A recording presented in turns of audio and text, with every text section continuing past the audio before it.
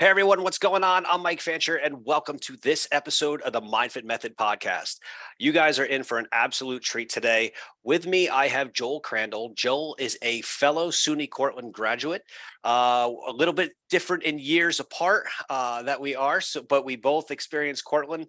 And Joel is the creator of the VOILA Method, which is just fascinating. I'm so excited to really share this with you guys today because I think you're going to be amazed. And I guarantee you're going to want to know more about Joel and the method by the time we are done today. So Joel, welcome to the podcast. Thanks so much, Michael. It's always great to talk to a fellow Red Dragon. Absolutely. As a Cortland grad, do you have a great story? Do you have something you remember from Cortland that just really rings in your head? What always rings in my head from Cortland, and it's interesting because, I grew up in a small town, went to Cortland, which, small school. But my biggest takeaway was that in the professors, they didn't just give you the answer, they made you work to get the answer. And so we were taught to think. And, you're thinking, that's not that big a deal. But then I move out to California and I'm nervous because, fitness capital of the world. And I just went to little old Cortland. And I'm sitting around with people that went to USC, UCLA, UC Davis, Cal State LA. And we're talking fitness. And I'm talking basic level stuff that we learned as a sophomore in college. And they're all looking at me dumbfounded. I'm like, why are you guys looking at me like that? And they're like, we have no idea what you're talking about. I'm just like, oh my God, I'm proud of where I went to school. How about you guys? That's great. That's great. Yeah, the professors, honestly, everything about the Cortland experience that I remember was it was amazing. The only thing I could say I truly didn't like was it is cold and those winters are long. Well, I remember there, a letter got sent out. So it was probably, January, February. And we went 30 days without seeing the sun. And Yep. so they had the seasonal stress disorder papers under everybody's door. You can literally go crazy from not seeing the sun. Well, I know one thing that's definitely changed because I have my son is a sophomore in Cortland this year. And, when we were in school, they didn't cancel class for anything. If you were trucking through a foot of snow, you were walking up that hill, up to the library up there. And today, I get the emails all the time. Oh, classes are canceled. And I'm thinking, what? Really? What? We had to walk uphill barefoot both ways in the middle of winter. No, I'm just kidding. Well, not only that, Michael, right? Because we were down in the PER building. Yeah. And then all of our other regular classes are up the hill. And if you missed the bus, you had to run. Yes. I don't know if you've been there recently, but they have, if you remember where the Woods fitness facility was, Tomic fitness facility was, all of that is gone. And they've built $170 million student center that has probably one of the best gyms. And they actually based it off of the Riley Center at Tulane University in New Orleans, which I've been to as well. And it is just amazing. I'm so jealous of where my son gets to go. I really am. Even though they built it right on Chugger Davis Field where I play. Yes. Yes, they did. Yes, they did. Well, tell me, how did you go from being a SUNY Cortland grad, small town, Cortland, New York, nasty winters, to becoming the creator of the VOILA Method? Well, it's been a long journey for that, actually, because, being exercise physiology and kinesiology that we studied. But the VOILA Method, and it's really fascinating, Michael, because you're a writer. And when you look at an old computer, or actually I was looking through some old stuff the other day, and I pulled up a piece of paper that I wrote. It's like 12 pages long. And I didn't realize I was writing about the VOILA Method back then. But the main story, though, is it kind of came to me as a download. This is a tough story for me. So my mom passed away. And I just started downloading all this information that created the VOILA Method. I woke up in the middle of the night one night, my tailbone was killing me, which now I understand it. That's like messages coming in, and my mom talking to me, and she's trying to get my attention. So I just found like these keystones that were in the body. And I kind of did this in my sleep. And the next morning I woke up, I'm like, what are these keystones I was dreaming about? That's literally what I thought I was dreaming. And I found them in the body. I was like, oh my God. So why don't I just work on these? And people just started getting better so quickly. That's so amazing. fast. And now it's evolved way beyond what I could have ever dreamed of, to where now I'm working with the spiritual aspects, the emotional aspects, and the physical aspects all as one. That's amazing. That's incredible. I mean, overall, as I started to research what you were doing and was absolutely blown away and impressed, the Voila method is very, very intriguing. Could you kind of give us an overview of what it is and how it differs with so many of the other things that you see out there today? Yeah, it differs greatly. I have a lot of people who come to me and are like, oh, I have a friend who does something similar to what you do. And then they do a session with me and they're like, oh, they don't do anything like you do. There's a physical aspect, which is the easiest sometimes for most people to get together. It's not chiropractic, but I look at the joint structure of the body because keep it simple. Like if you ever dislocated your finger, you can't move your finger. So I don't care what muscle work you do until you get that joint back together. So that's kind of the basis of that. But there's this joint deep inside our head. And it's at the base of our brain, and the pituitary gland and the pineal gland sit on either side of this opening. And what it does is it pumps cerebral spinal fluid throughout your whole body. So cerebral spinal fluid is like, it's been called many things, but it's like God's juice, I guess they would say. So it basically heals your whole body. Your entire nervous system is encompassed in cerebral spinal fluid. And so this joint inside our head opens and it closes. And that's what helps the cerebral spinal fluid get pumped throughout your body. And your brain produces about 7 milliliters a day. So I just started working with this joint in the body and getting it back into harmony, back into rhythm again. And it has a very different rhythm than the rest of the body, which is what makes it really fascinating. Quick Cortland story. I went back for the 1988 undefeated season for the football team, which I played on, but I got injured just before the season started. Okay. But thankfully, they still invited me back for the ceremony. And we had this kid on a team who was super smart, Tommy Palmer. He was an athletic trainer and a football player. I think he also wrestled. And I don't know if you remember, kind of like during our like registration and all that, they're like, look, if you want to be an athletic trainer, just be an athletic trainer. You really can't do anything else. Yes. That's how hard the program is there. Yep. And so when I run into Tommy, I'm like, being from Cortland, you start busting balls, right? I'm like, so are you a doctor yet? And he goes, as a matter of fact, I am. So I'm like, oh, cool. I go, what are you studying? He goes, brain injuries.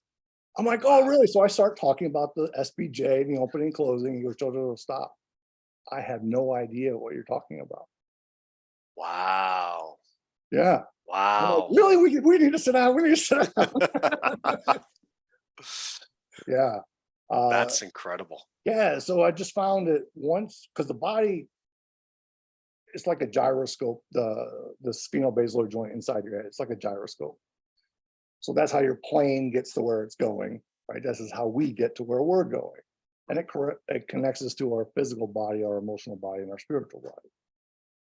Incredible. And I say that it sounds like they're separate, but they're not. It's all one. Right. Yeah. So I'm not trying to distinguish between physical, emotional, and spiritual bodies. It's understood. One understood. Yeah. And you essentially had the dream, and you started to realize that this is something that you need to do, you need to follow. What challenges did you then face? So you learn about something that honestly, perhaps very few people understand or even know about.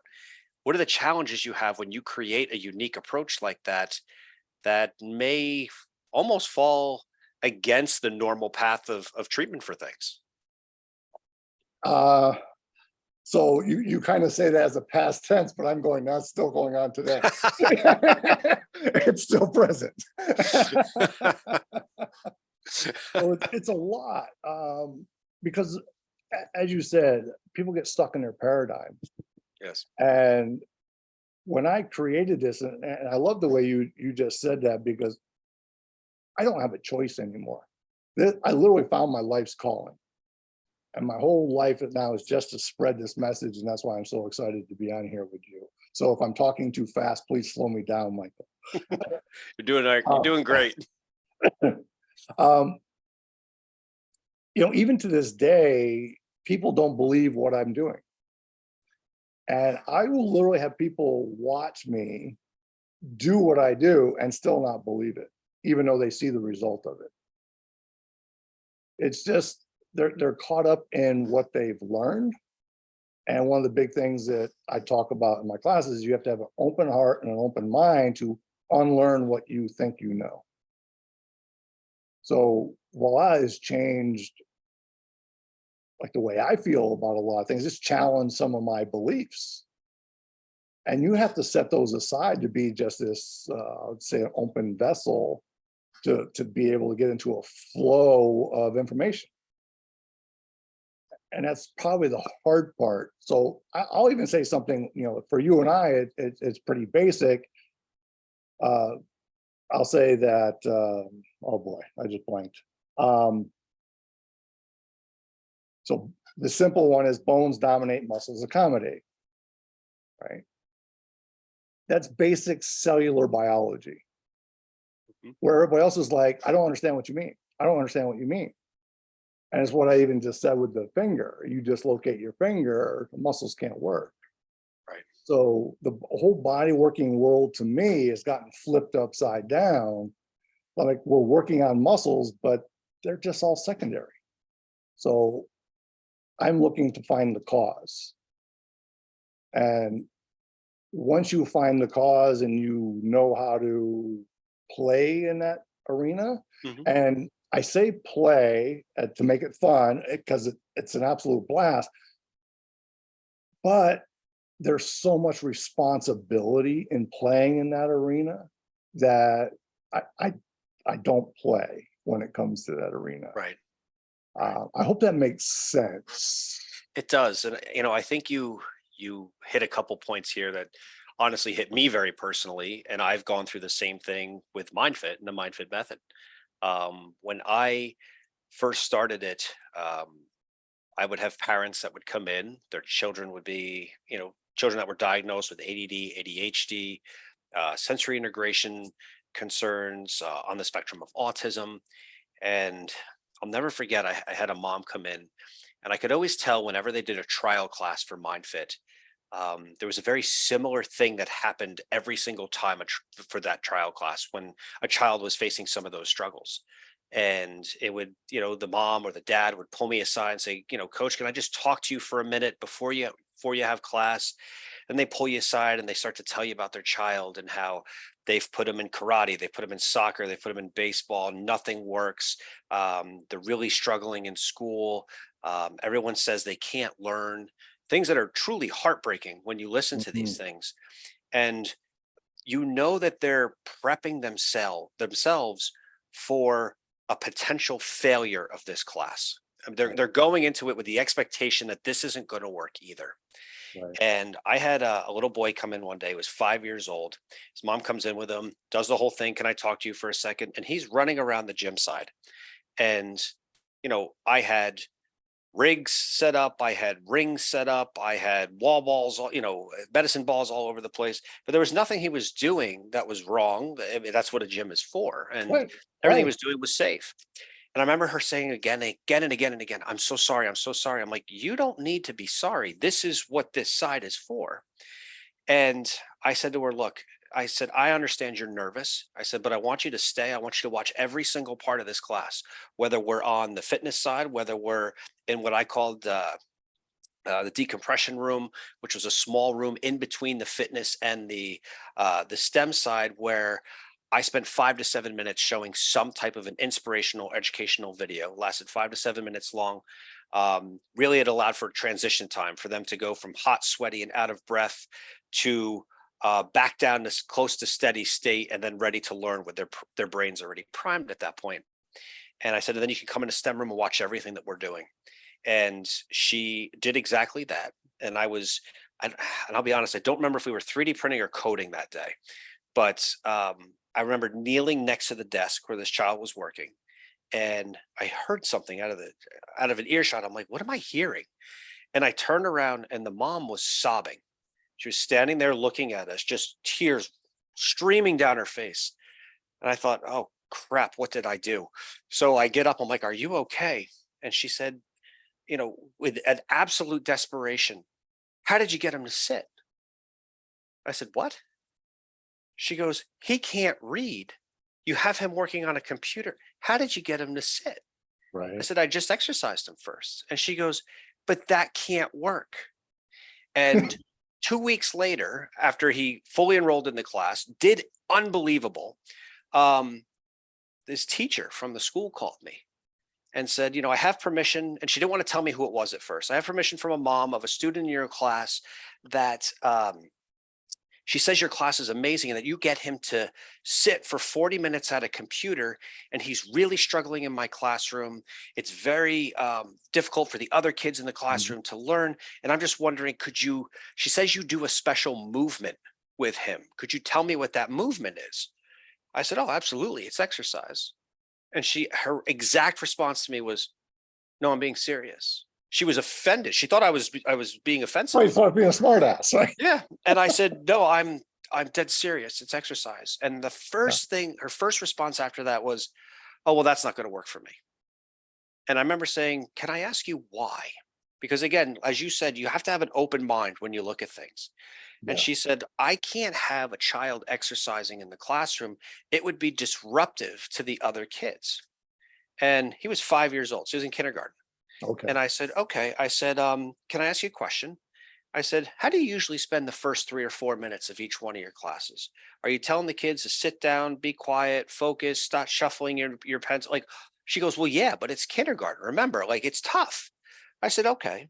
I said, well, what if you just had him do 90 seconds of burpees, provided you have a safe enough space for him to be able to do it? Doesn't have to be fast, nice and slow. And she says, well, I can't have him exercising in front of all the other kids. I said, how come he's the only one that gets to do Exactly. it? Right? That's why I went. Why not have all of them do it?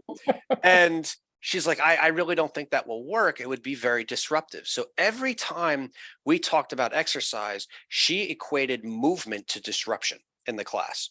Right. But she did try it. She did. Okay. And she called me back about 2 weeks later to thank me. And she said, I just want to tell you, it worked so incredible. All the kids benefited from it. Those were the best 2 weeks I ever had. It's a shame we're not still doing it. And I go, I'm sorry. Why aren't you still doing it? And this is where we get in our own way, right? Yeah. She goes, well, I had a mom complain because her son or her daughter, whoever it was exercising in front of the other kids. So they stopped. But yet you had something that was so simple that Right. worked. It didn't require a prescription. It didn't require a special curriculum, nothing like that. And yet it can't work because it's so simple. Right. And what you're explaining is so similar in the fact that you have a specific joint that opens, that closes, that runs your spinal fluid. And it can't be that simple. It has to be pill related that you have to swallow in order to have that same effect. Right. And it's actually one of the things. There's a couple of things I want to go on that, but we'll go with the pills first. I insist that if anybody's on Oxycontin or any pain medication, do not take it before you come and see me. Couple of reasons for that. First of all, I want to get a good read on What where hurts? the pain is actually coming from instead of being, modified down. Dulled. But secondly, I don't want to be responsible if I open up the cerebral spinal fluid and get that flow. What if some of it's dormant in the body and now boom, we get an extra dose? Mhm. So I don't want to be responsible for that. I say, absolutely, you can bring it with you. After the session you want to take it, you're more than welcome to. Yep. I haven't had anybody have to take it afterward. That's incredible. That's So, incredible. yeah. We've become so dependent as a society on that quick fix that's probably in a bottle. In fact, I did a talk once, and I asked a group of people, and it was from the education side, but I asked a group of people that if I had 8 pills in my pocket and all they had to do for their kids was take one pill every minute for 8 minutes. And as soon as they did that, their child would be more focused, more innovative, more creative, and eventually smarter just from doing that. Would they do it? And if it was 100% safe? And almost everyone in the room raised their hand. And I said, well, you just told me that you would dedicate 8 minutes of time to doing something that benefited your child in this way. So I'm going to hold you to the 8 minutes, but I'm not going to hold you to the pill. I'm going to have you do something else. And then I explain exercise.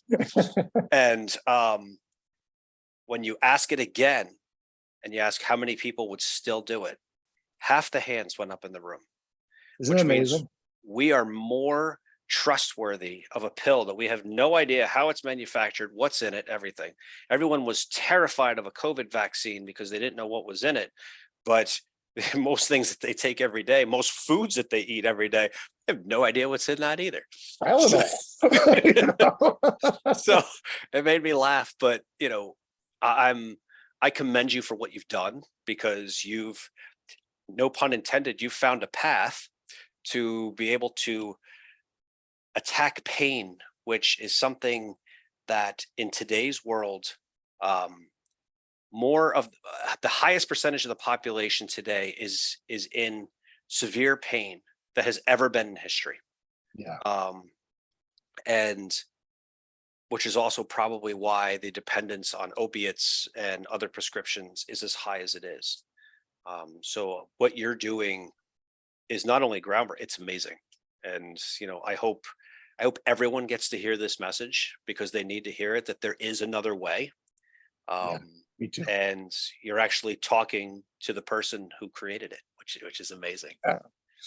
I want to piggyback on something that you said earlier of the environment and the kids that you work with. I've had a wonderful opportunity to work with some people that are also on the spectrum. And I had this one kid who's about 12 years old, and he hasn't spoken yet. And they bring him in. There's like, is there anything you can do? I'm like, I don't know. Let's see. And I start doing my testing, and it's I do off body testing. I'm asking the body questions or mind questions, and he sees me doing it, and he reaches out and he grabs my hands. I went, oh, challenging me. Okay. He's telling me you don't have to do that. You already know the answer. So I'm like, you don't want me to work on you, do you? You want me to work on your mom. And he's like, I'm like, okay. So I turn my attention to mom. He reaches out and touches my right knee. I'm wearing pants. He touches my right knee. And I look down, I'm like, yeah, you can work on that. I lifted up my pant leg and I showed him where I broke my kneecap in a motorcycle accident. He had sensed that there was something off in that area, and he reached out to touch it. Wow. Then he jumps up on the massage table. And I go, oh, it's your turn now. And he's like, so I start working on him. I went to touch his head. I asked for permission, because you know how that is. Just Yes. With someone on the spectrum, you don't want to bring your hands toward them, right? So I asked, can I do this? And he said yes. I got from like here to the computer away, and he pushed my hands away. He had already made the correction in his mind. Wow. And I looked at him and I went, I am so sorry. I am not as fast as you are. You are 20 steps ahead of me. You are amazing. And I think that's the whole thing. They have so much stimulus going on in their head. They're so far above us and where we are. Yes. It's amazing. It's honestly a superpower. Yeah. It reminds me of, and I'm probably going to say the wrong one, but the X-Man. He was an X-Men a Cyclops, who wore the glasses, and when he lifted the glasses, he had this uncontrollable beam of light that would come out. And that for so many kids, ADD, ADHD, autism, it truly is a superpower. It's learning how to channel it.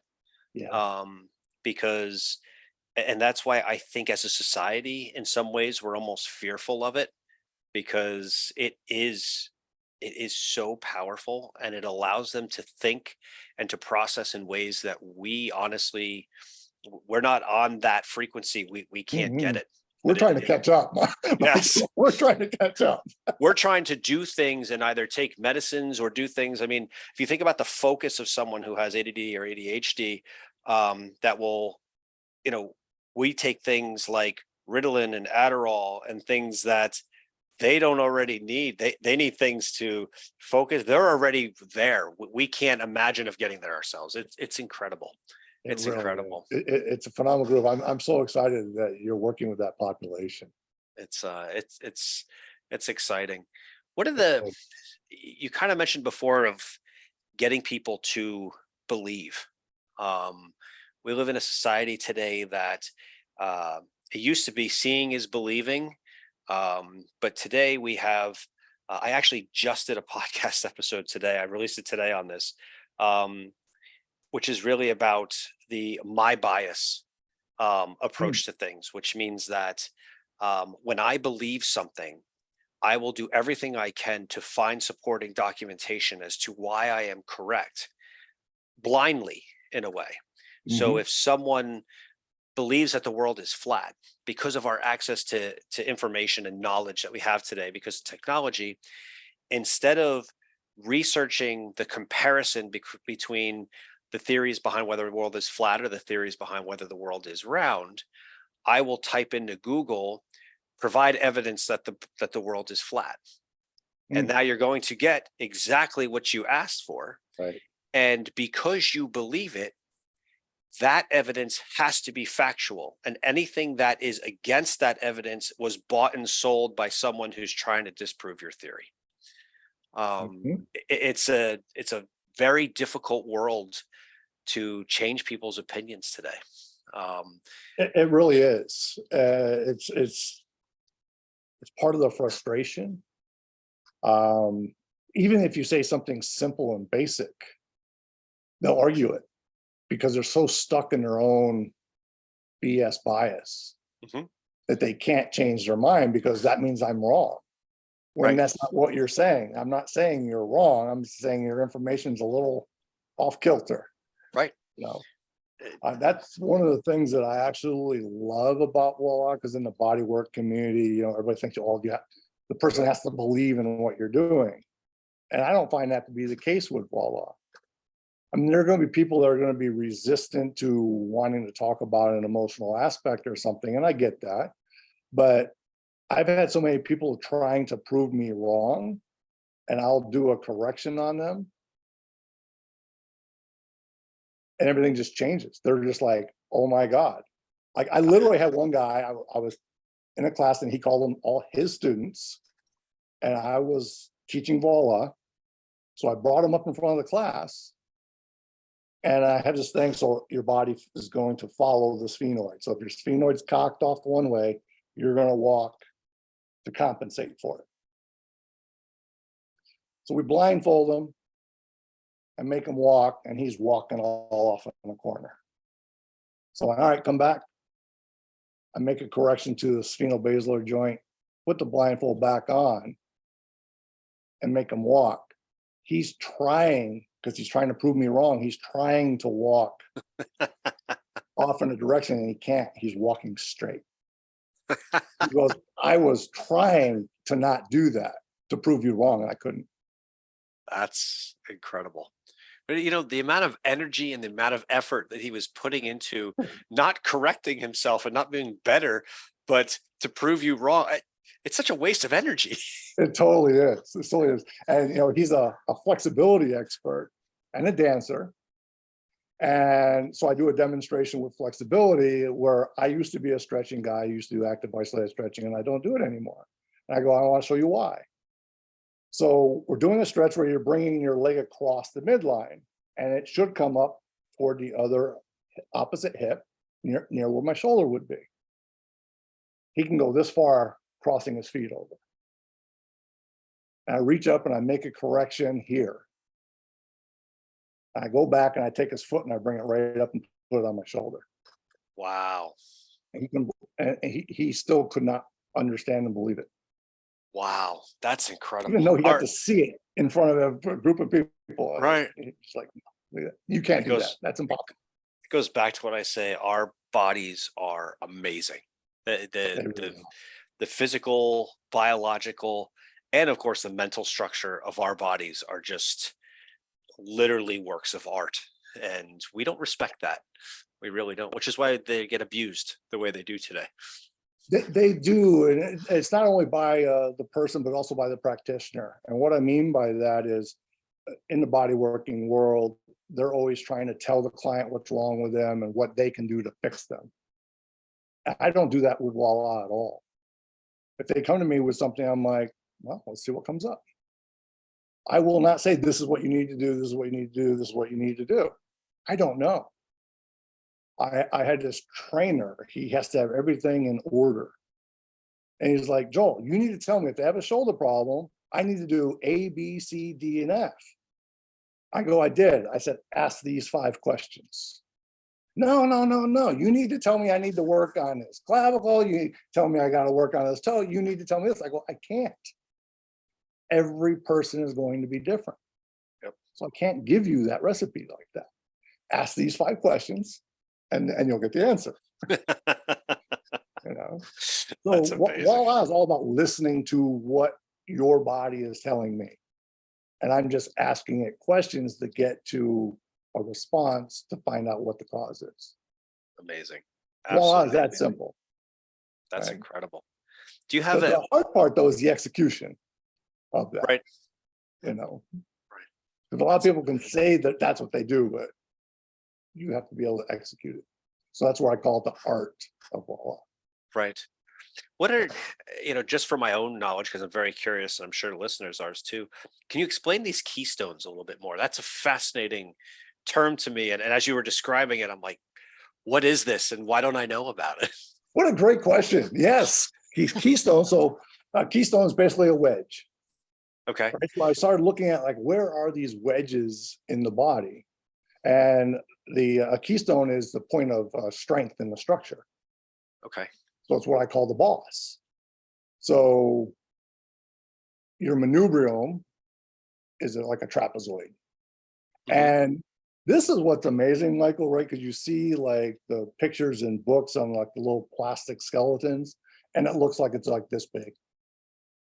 And this thing is the size of your tie. This thing is huge.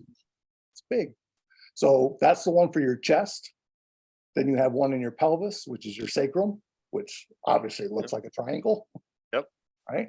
And then you have your SBJ, that's what I call the master. Okay. That controls everything. And then you have your feet and your toes. So your ankle and your toes. So those are your keystones in the body.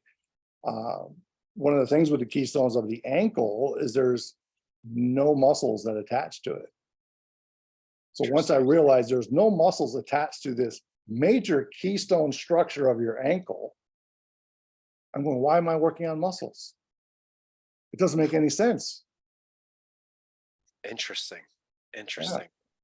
As there's someone, muscles in the SPJ either.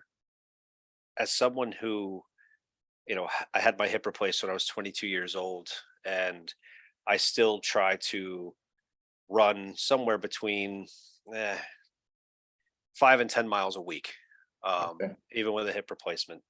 My hip replacement is in my left leg, which means my right leg for the last 20 some years has taken a pretty good beating. Mm-hmm.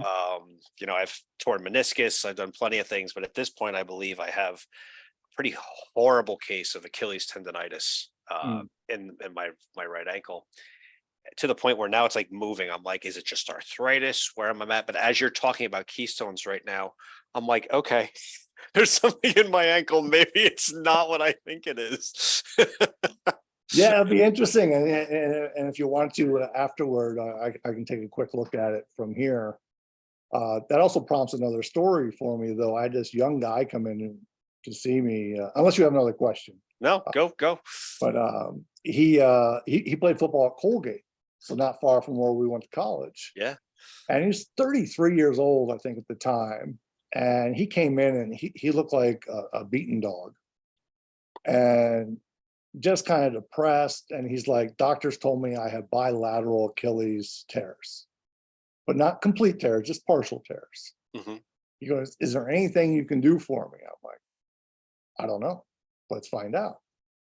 So I started working on him. I'm like, well, how many concussions have you had? Because I could feel that he's had multiple concussions. And he's like, well, I played linebacker in college. I'm like, well, then you've had a few. About 50,000 of them at that Right? point. 50,000 micros and about 5 big ones, probably. Uh-huh. And so I started working on him. And I have no idea, if he's doing any better. A couple of days later, I'm like, hey, just want to check in. I want to see how you're doing. He's like, I'm doing pretty good, but my right foot's starting to hurt. I just got back from a 12-mile run. I said, excuse me, you did what? He goes, yeah, I started feeling good after you worked on me, so I started running again. He went full on David Goggins at that point. Yeah. Now he does ultra marathons. He does those 100-mile runs. Yeah. That's amazing. And literally, he'll get to like mile 16 and I'll get a phone call. I'm like, where are you? He goes, oh, I'm at mile 16 of my ultra marathon. Can you help me out? That is amazing. That is incredible. Wow. Yeah. Wow. You've had some. He went out and ran 12 miles after I worked on it. I was like, what are you doing? That's incredible. You've truly had some unbelievable stories here. But is there a success story that you've had over the past several years that just, even though all the work that you've done and all the things that you've seen, that the method has really been able to help people with, one that still makes the hair on the back of your neck stand up?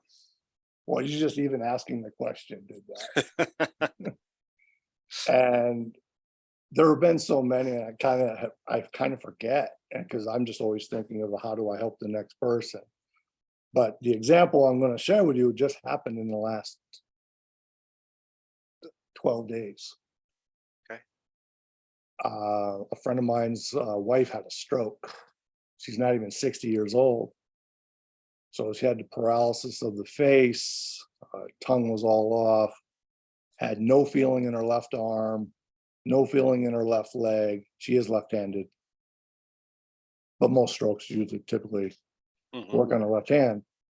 They didn't get her into the hospital in time to get the TFA injection, which really helps with recovery. So she was too late for that.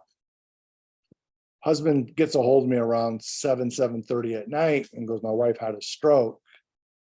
We're in the hospital. Can you do anything? I'm like, oh, I don't know. I have worked with strokes before and gotten up to be able to walk. I had one that was able to get their speech back. And I'm like, well, let's find out. I go, don't take this the wrong way, but I am so excited for this opportunity. And he goes, I totally get it. So thank God he understood where I was coming from. But Michael, it felt like there were bees inside my head. I was just like scratching my head. It was just because I kind of like go inside the person. And she's talking like the Peanuts teacher, wah, wah, wah, wah, wah, wah, wah. And the husband's kind of translating for me.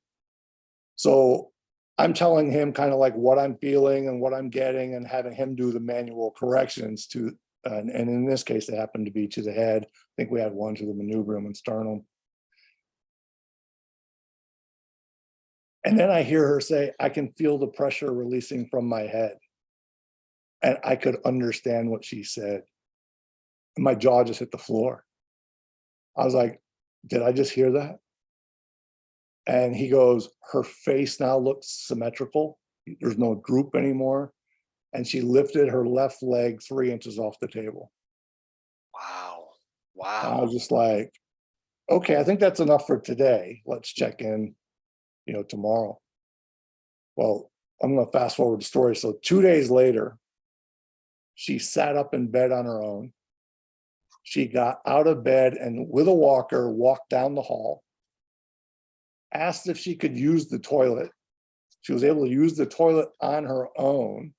Oh, And the doctors are, they're doing like CAT scans and all this other stuff. And they're like, we don't understand how you are progressing so quickly.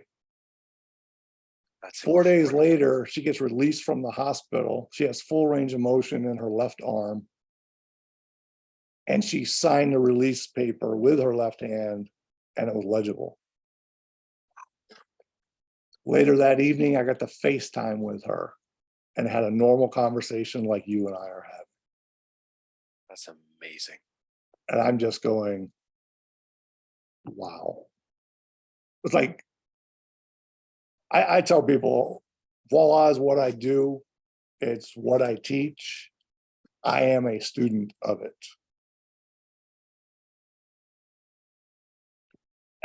I got no words. Well, we're now even because I may have made the hair on your arm stand up, but you made the hair all over me stand up. So we are absolutely even. It's incredible. I mean, the body is an amazing thing, but to take someone with your knowledge base and your willingness to understand the body in a way that nobody learns these things. I mean, even in my time in Cortland, which I love, if I look at all the biomechanics, the exercise phys classes, the biomechanics classes, all the things that we took back then, none of this ever came up. And I mean, how often do you run into physicians that that, really, number one, have no idea what you're talking about? And let's just level set something for a minute, because when I'm not in the MindFit world, I work as an executive in a hospital system. And I work with a lot of doctors. And before working in healthcare, I just assumed all doctors knew everything.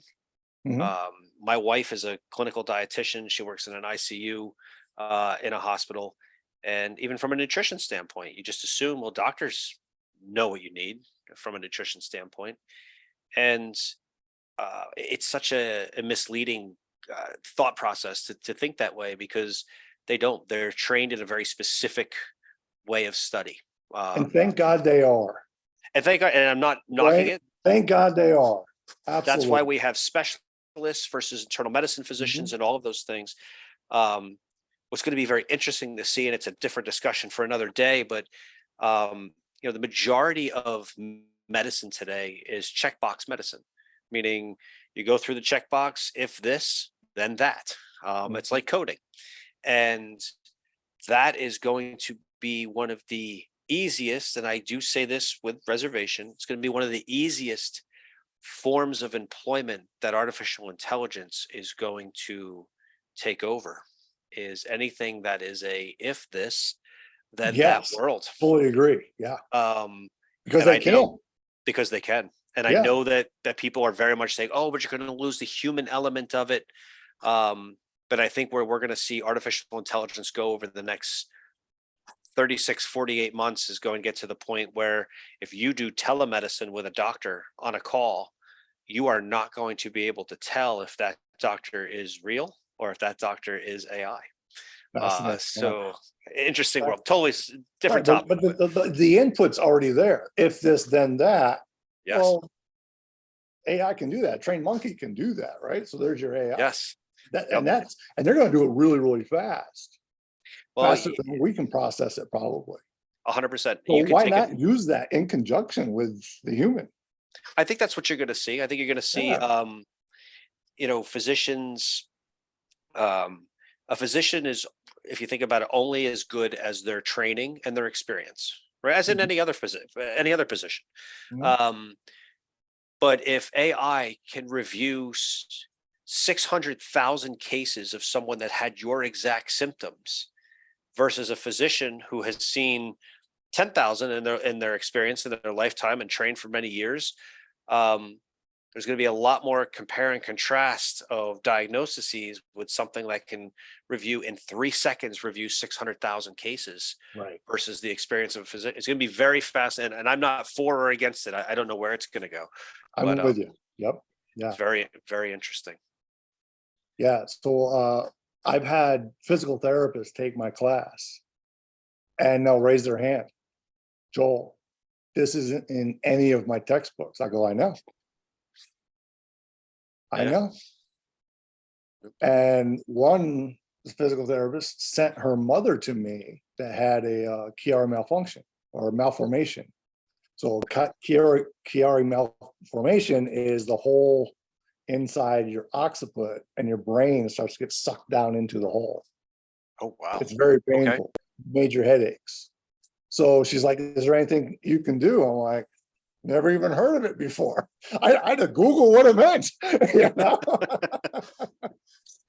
So, you know, so I'm talking with the mother, and I'm ready to go put my hands on her head.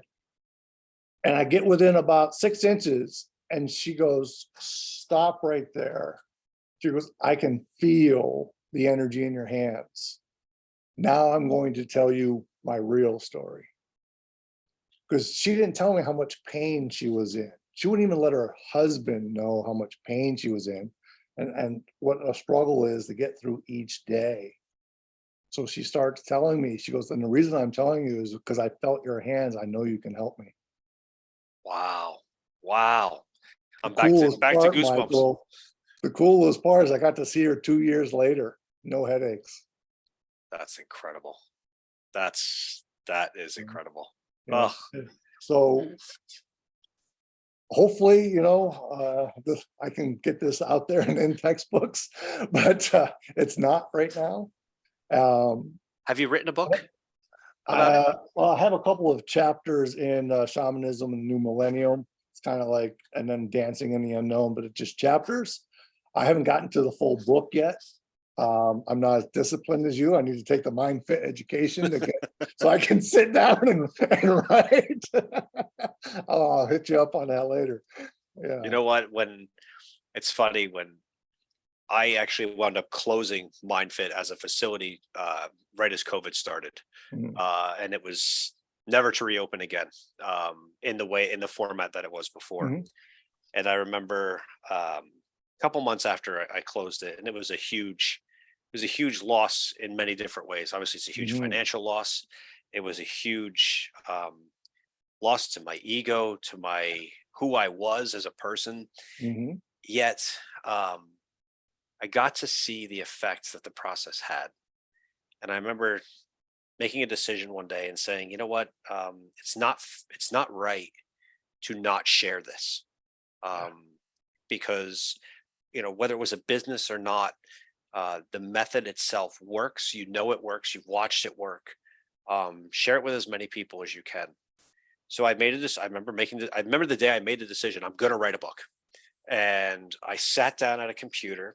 I use a Mac, so I brought Pages up on my computer, and I stared at that blinking cursor forever. And I was so frustrated. And what's funny is that even from a young age, I cannot talk generally. Like right now, me sitting here talking to you is actually very difficult. I generally need to be moving when I Same here.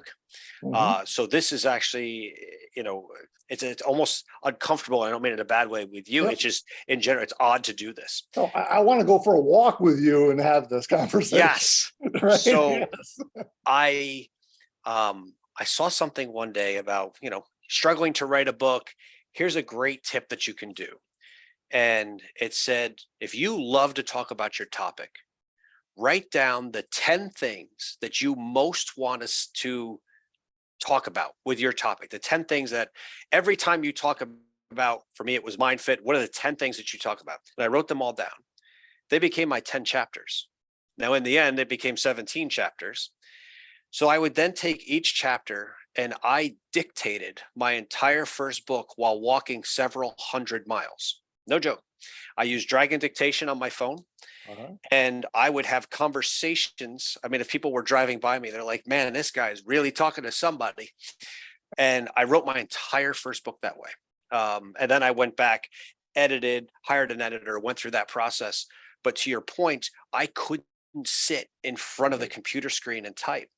I had to be moving. And just the other day, I heard something on a podcast that said the greatest writers in the world have all strongly suggested that before, during or after writing, you go for long walks because it helps open your mind. And I was like, oh my gosh, it wasn't that I had to, otherwise the book would never have happened. Yeah. So you can trust me, you have a gift that absolutely needs to be shared. And I truly hope that you do get the opportunity to publish a book.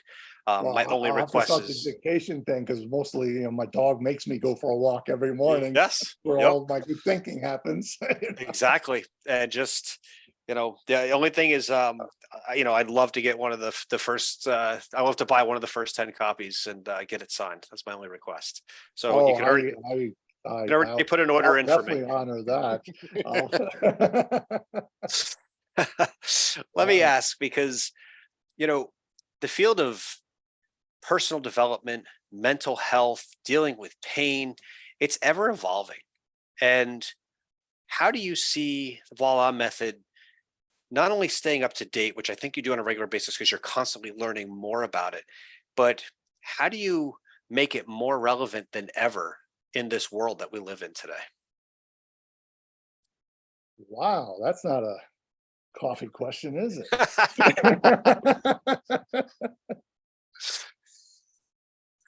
That is a great question. You got me thinking here. It's one of the first thoughts that pops into my head, because this is new to me. Every time I work on anybody that I work on, I learn something new. So that's why I just love sharing it, because I'm learning. Because what they say, right? If you want to learn, teach.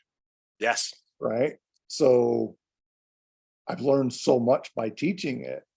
But then also, we call it a flow state. And like, if you ever, and I'm not going to do it here, but sometimes, like, somebody will ask me a question and I swear it's like my eyes roll back into my head and I just connect. And it just happens like that. And then I get the answer and I can come right back and talk with you. Yep. So it's a fascinating process. But when you said, like, what are you going to do to keep up? I'm waiting for the rest of the community to catch up. That's a great answer. This is so simple. Why aren't you guys seeing it? I don't understand. And yet you want to fight me and keep repeating what other courses have already done. Right. And thank you for bringing that up, Michael. What I teach you is not in any book.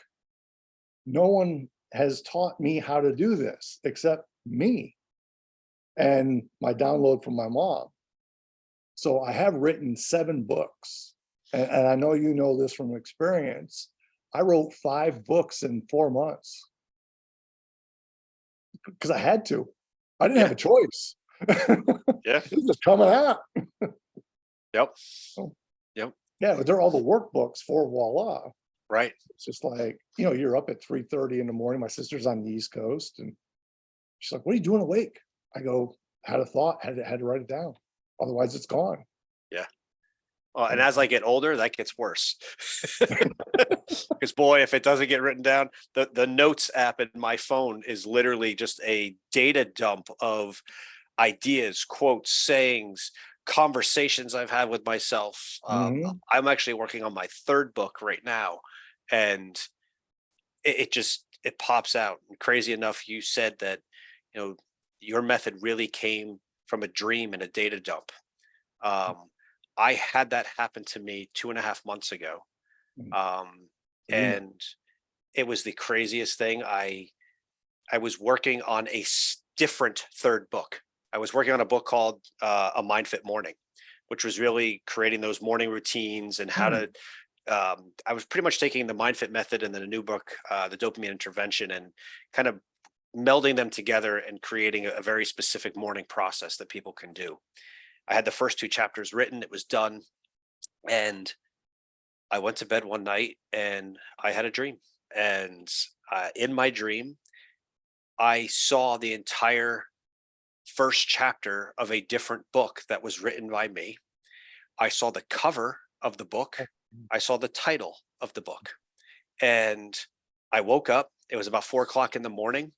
I data dumped everything as fast as I could type it into my notes of what I remembered. The next morning, I went for about a 2.5-mile walk. I spoke everything that I remembered into a dictation.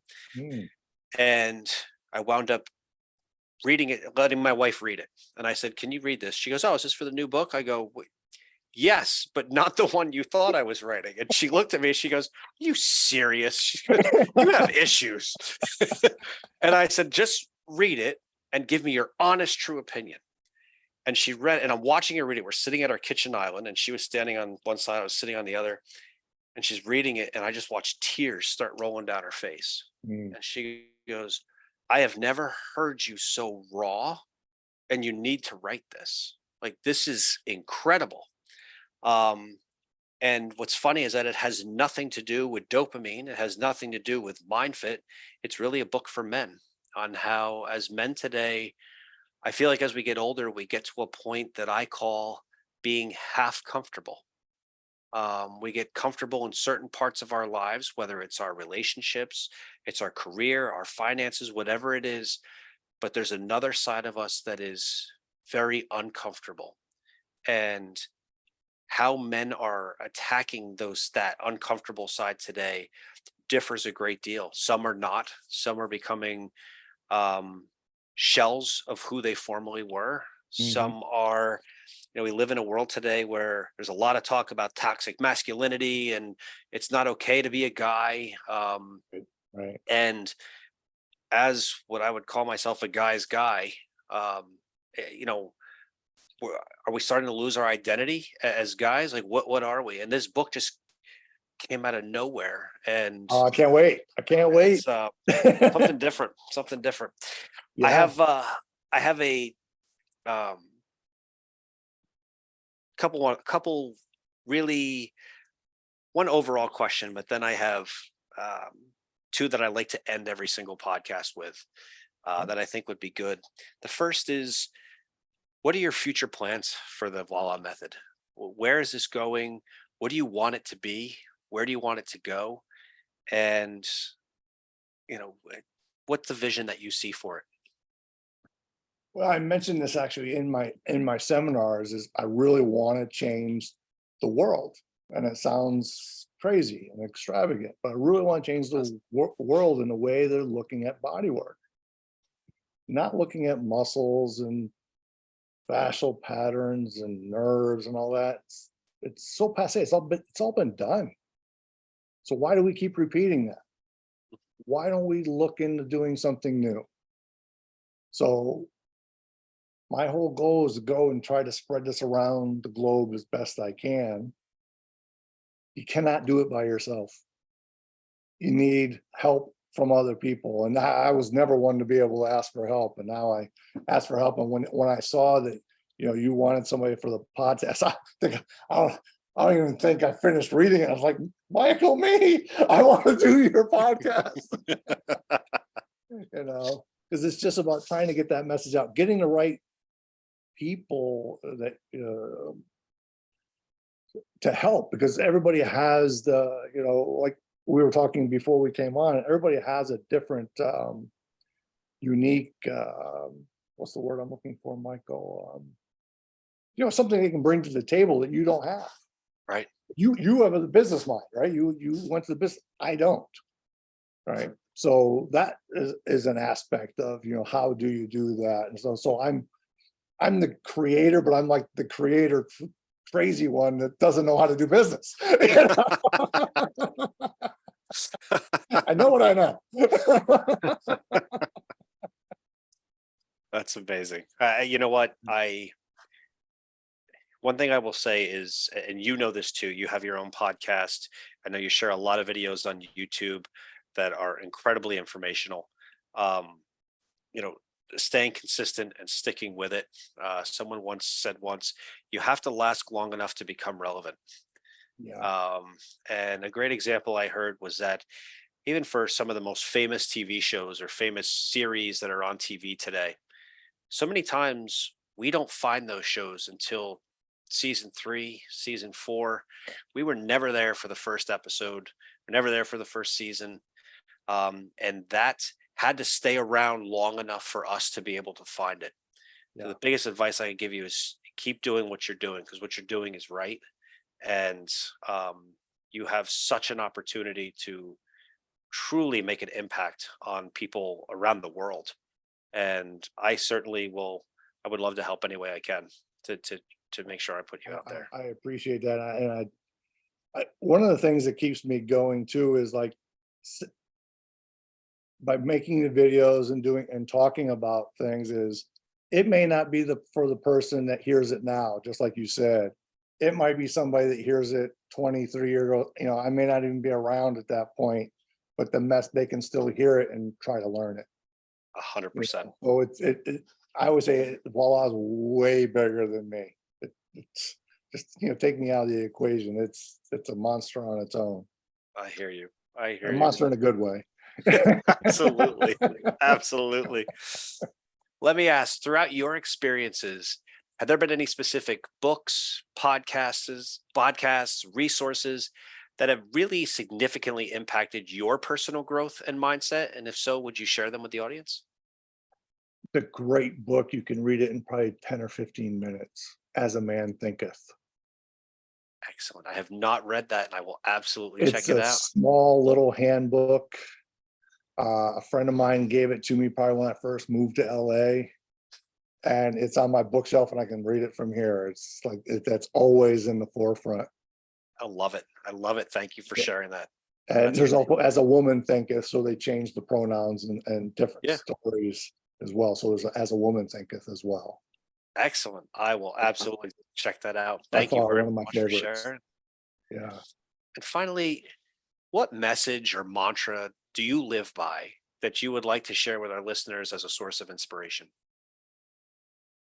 It sounds silly or crazy, but it's like stay in the moment. And I know a lot of people say that, but they really don't understand what it means. Staying in the moment isn't this. It isn't staying like focused. Staying in the moment is expanding to everything, so you can hear and see more. And make everything you do kind of a meditation. So people ask me, "Do you sit down and meditate?" No, not really. I will try to meditate throughout the entire day. You could be watching an inane something on the TV, and you walk by and you hear something that sparks you. Like, oh, I got to write that down, or this sparked an idea or a thought. So you never know where those are going to come from. It's just to be aware of the messages that are all around us. I had them as a kid, and I'm like, people are going to think I'm crazy because they would happen like 2 or 3 days later. Right. But I didn't pay attention, and now right. I'm getting better. I'll just say I'm getting better at paying attention. But the messages, they're around you all the time. So it's just to be present, to open mind, open eyes, open ears. A great quote that I heard from a guy that I studied with.